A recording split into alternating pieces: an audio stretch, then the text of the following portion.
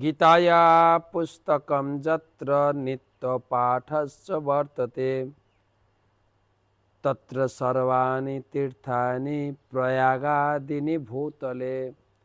যেখানে নিত্য গীতা পাঠ হয় সেখানে প্রয়াগাদি সমস্ত তীর্থের অবস্থান হয়।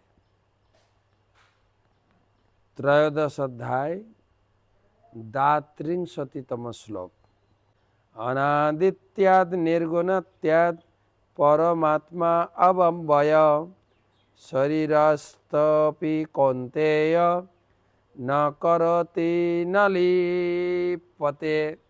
অনুবাদ: ব্রহ্মভাব অবস্থায় জীব তখন দর্শন করে যে অব্যয় এই আত্মা অনাদি, নির্গুণ ও জড়া প্রকৃতির অতীত। হে কৌন্তেয়, জড়দেহে অবস্থান করলেও আত্মা কোনো কিছু করে না, কোনো কিছুতে লিপ্ত হয় না।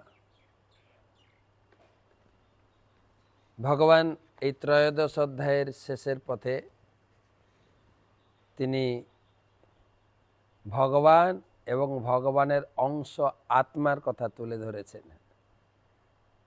বারে বারে বলছেন, আমার জীবনে যে সুখ দুঃখ আমি প্রাপ্ত হই, এর জন্য ভগবানকে আর আত্মাকে দোষারোপ করে কোনো লাভ নেই। কেন আত্মা এবং ভগবান কোনো কিছুই করেন না।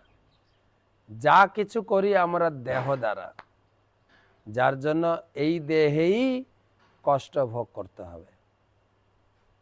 এখানে আত্মাকে বা ভগবান পরমাত্মাকে কোনো প্রকারের দোষারোপণ করে, তিনি নির্গুণ, অর্থাৎ কোনো কিছু করেন না। দেহের মধ্যে থাকলেও তিনি কোনো কিছুই করেন না। এই আত্মার উপর যখন এই দেহটা চলে আসে, যেই রকম দেহ পাই সেই রকম করতে ইচ্ছা করি। পুরুষ হলে পুরুষ, দেখবেন এই শরীরে যদি একটু পুরুষ শরীরে একটু যদি মেয়ের পোশাক পরিয়ে দেওয়া হয়, মেয়ের ভাব এসে যাবে। মেয়েরা যেরকম ভাব করে এসে যাবে।